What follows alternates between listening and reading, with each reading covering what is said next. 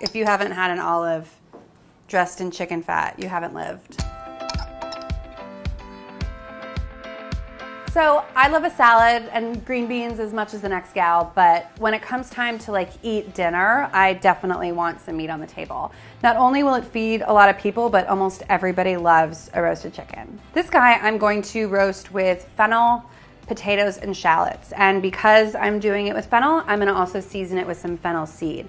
If I were to sprinkle this on whole, they kind of would fall off. So you wanna crush them a little bit so they stick to the bird. And you're not making powder, right? You're not trying to grind it super, super fine. You're just trying to crush the seeds a little bit. Chicken skin will crisp up pretty well on its own, even if you didn't put anything on it, no extra fat, but you add the olive oil and it's gonna get really nice and golden brown. And I'm gonna flip them over and season it. I don't olive oil the underside because it's not getting exposed to the heat directly anyways. I'm gonna give it a good amount of pepper. You'd be surprised what a difference a ton of fresh ground pepper will make in your chicken. And then I'm gonna sprinkle it with some fennel seed.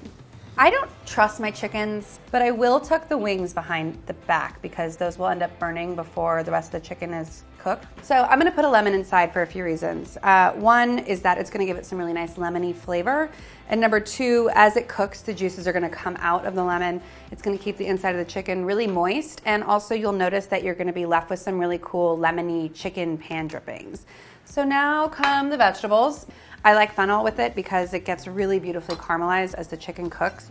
And you can use any firm, small, waxy potato. And this means Yukon Golds, butterballs, German potatoes, anything with a thin skin that's gonna be kind of creamy and waxy inside.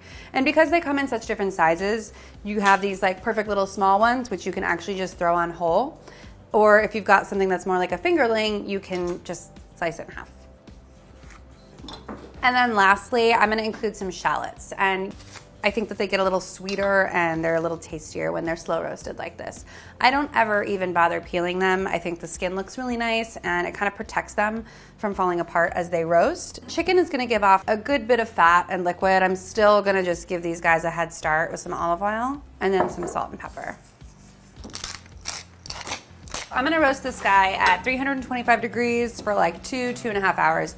It's just like an even, steady temperature, and that's gonna mean that your chicken's gonna stay really nice and juicy, and you don't have to check on it. When the chicken comes out of the oven, it's gonna be really fatty and delicious and deeply savory, and you kinda wanna add something that's gonna bring a little bit of brightness to the picture. Something like an herb would be great, but I really like adding olives because you get kind of this like brininess without it being like overly sour. I like Castelvetrano olives. Not only are they really beautiful, but they're kind of vegetal almost.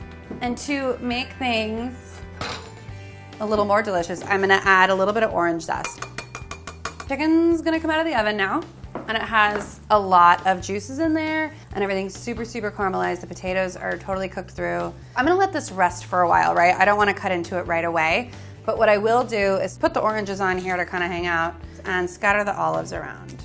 I don't wanna cook the olives, but I do want to kind of warm them through just to take the edge off. Now is the time we've all been waiting for. We're gonna carve the chicken. So I'm gonna transfer the chicken to a cutting board, let it finish resting, and now's the time where I'll sort of mix everything together. And I'm gonna transfer them to a serving platter.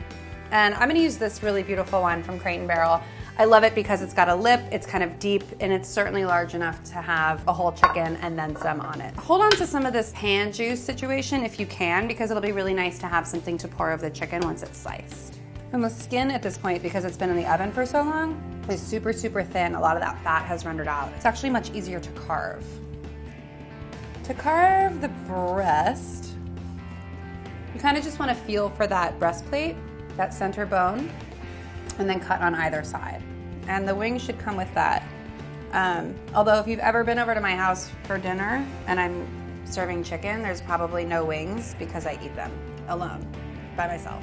You can serve the lemons alongside it. They've kind of browned themselves. So if you want to throw them on there, I think that's a great idea. I don't like to serve anything that needs to be like carved by my guests or my friends. I don't trust my friends with knives, with sharp things, so I like to cut everything for them. I'm gonna pour the rest of these juices over because it would be an actual crime to waste them. So there you have it. It just goes to show that you don't need a ton of fancy equipment or tools to throw a really awesome, effortless dinner party. All this stuff I got at Crate & Barrel, and it doesn't matter what you're serving because they've got something for pretty much everything.